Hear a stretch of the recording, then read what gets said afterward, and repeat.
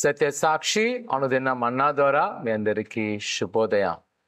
నేడక ఉదయకాలము 6 గంటలకు 10 గంటలకు 2 ఆరాధన ఉంటాయి. ప్రతివారు సకాలంలో ఆరాధనకు వచ్చి ప్రభువుని స్తుతించవలసిందిగా కోరుకుంటున్నా.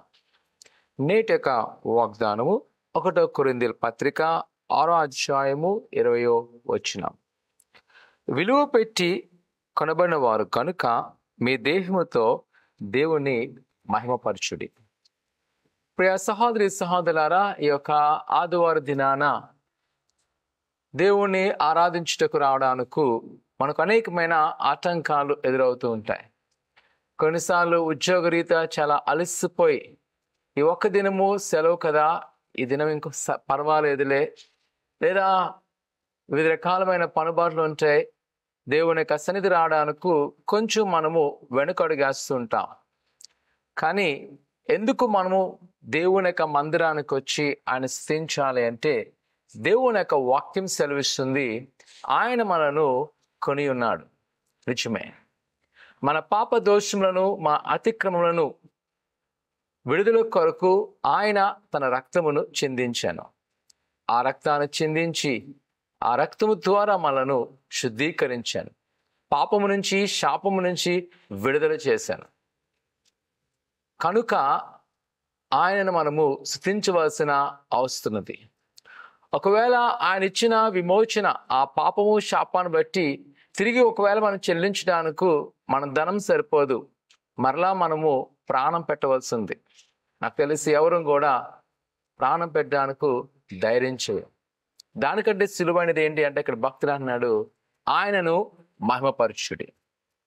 ఆయన ఇచ్చిన ఈ స్వేచ్ఛను, ఆయన ఇచ్చిన విడుదల విమోచన కొరకు ప్రతిగా మనం చెల్లించవలసింది ఏంటి అంటే, ఆయన సన్నిధిలో ప్రభువుని స్తుతించడము, గణపరచడము. ఈ ఉదయకాల సమయంలో నువ్వు దేవుని యొక్క మందిరానికి రావాల్సినది ఏంటి అంటే, నీ పాప విమోచన కలిగి ఉన్నావు, నువ్వు శాపాల విమోచన కలిగి ఉన్నావు, దాని కొరకు ప్రభువుని స్తుతించవలసిన అవసరది. కావున ప్రియ కుమారుడు కుమార్తె, దేవుని మందిరాన్ని రావడానికి వెనకడుగు వేయద్దు, సోమరుగా ఉండవద్దు.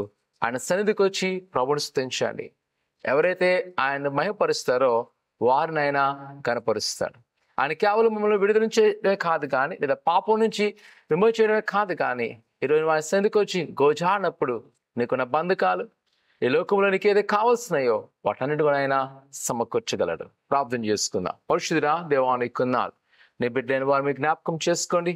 నేను ఉదయకాల ఆరాధనలో ఆయన నీ బిడ్డలు పాల్గొంటుండగా, నేను మహిమపరుస్తుండగా ఆ స్థితిలో అంగీకరించబడుతున్నాను. దేవా, నీకు వందనాలు. అటు విధంగానే నీ సన్నిధికి వచ్చి ఎవరైతే ఏదో మొర పెడుతున్నారో ఆ మొర ఆలకించి సమాధానం దయచేసి ప్రతి బంధకాలు విడుదల చేసి నీ కృపాక్షరాలు నింపండి. ఇదైనా పరలోక పరిచర్య ఆరాధనలో సాక్షి బిడ్డలందరినీ కూడా దీవించి ఆశించి ఫలింపచేసి ఆయన చక్కగా ఆరాధనకు సహాయం చేయమని యేసు నామమున అడుగుతున్నాం తండ్రి, ఆమేన్. దేవుని సన్నిధికి రండి, ప్రభు మిమ్మల్ని దీవిస్తాడు. అలాగే దినాన దేవుని సేవకుడు విజయరాజు గారి యొక్క కుమార్ని మందిరం తరపున పెళ్లి కుమార్ శాసన 2వ ఆరాధన అనంతరము ఆ కార్యక్రమం అలాగే విందు ఉంటుంది. ప్రతి వారు కూడా సకాలంలో వచ్చి ఆరాధనలోను ఆ కార్యక్రమంలో పాల్గొవలసిందిగా కోరుకున్నాం. దేవుడు దీవించును గాక. ఆమేన్.